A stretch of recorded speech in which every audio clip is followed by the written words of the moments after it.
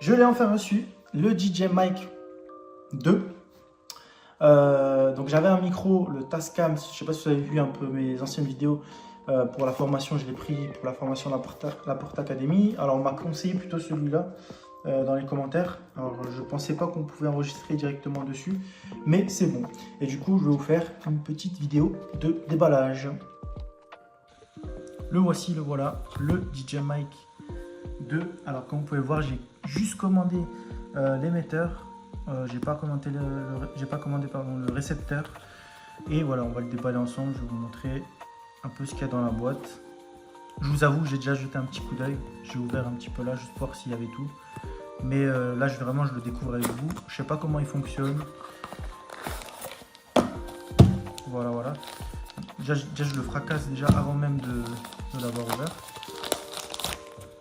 Donc là, on a la petite pochette. Franchement, au niveau matière, là, c'est plutôt agréable. La matière de la pochette, c'est comme du cuir, mais c'est pas du cuir.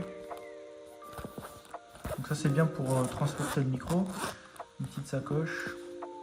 Ensuite, bon, ça c'est pour tout ce qui est humidité.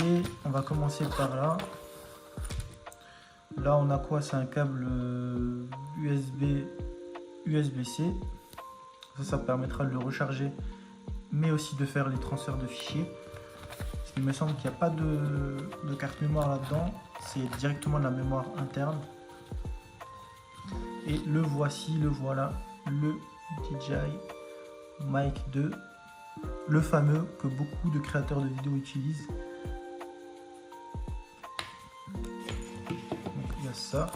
Ensuite, qu'est-ce qu'on a encore? Bon, je pense qu'on n'a pas grand chose. Hein. Donc la pochette là, c'est bon, elle est vide. Oups.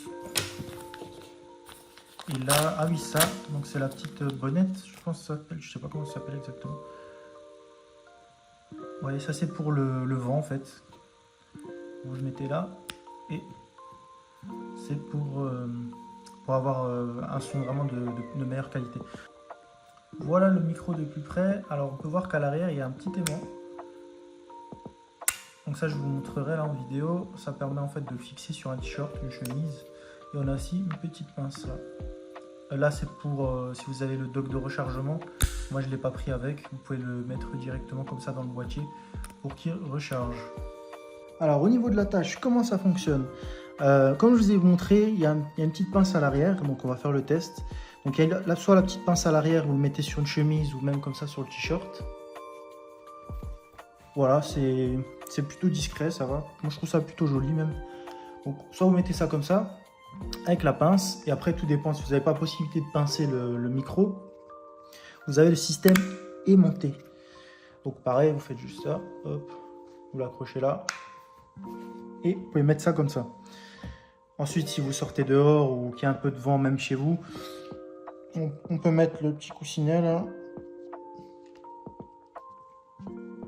Je pense que c'est bon là. Et là, on est tout prêt pour enregistrer la vidéo. J'ai vu des créateurs aussi utiliser le micro simplement comme ça. En fait, ils le tiennent en main comme ça, vous pouvez l'utiliser comme un micro classique. Vous pouvez le faire aussi. Moi, je trouve que comme ça, c'est pas fou. Donc voilà, soit l'accrocher comme ça, soit si on veut être voilà, vraiment près du micro, on peut faire cette technique. Parlons un peu des specs de ce produit. Alors, je vais vous donner quelques petits détails. Hein. Je suis pas un expert en son. Donc, ce qui est pratique avec ça, c'est que c'est un appareil, vous voyez, il est relativement léger.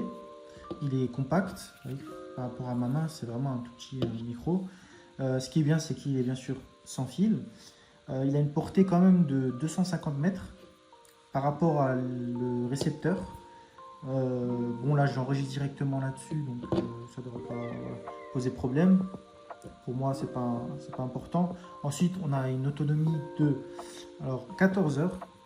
Une autonomie de 14 heures, donc c'est plutôt pas mal. Ça se recharge en micro USB, pardon. Ça se recharge en USB type C. Et voilà. USB type C. Ensuite, l'enregistrement est intégré. Donc la mémoire, donc il y a 8 Go de mémoire, on peut enregistrer nos sons. C'est compatible avec plusieurs appareils photo, avec même des GoPro il me semble, donc des action cam Et voilà, c'est facile d'utilisation, il y a un son qui est assez clair. Et c'est voilà, tout ce que je voulais vous dire, c'est pratique. Là vous avez un petit aimant, vous avez le petit clip. Moi j'aime bien ce micro, même si je ne l'ai pas encore testé. En parlant de test, alors là, comme vous voyez, le son est toujours très très moche sur mes vidéos. Mais bon, maintenant c'est bon, j'ai le micro qu'il me faut et vous allez voir la différence. Je vais vous mettre un petit échantillon. Alors ce que je vais faire, c'est que je vais vous montrer. Donc là, il y a un petit bouton on. Donc ça, c'est pour allumer. Vous restez appuyé dessus. Donc le micro vient s'allumer.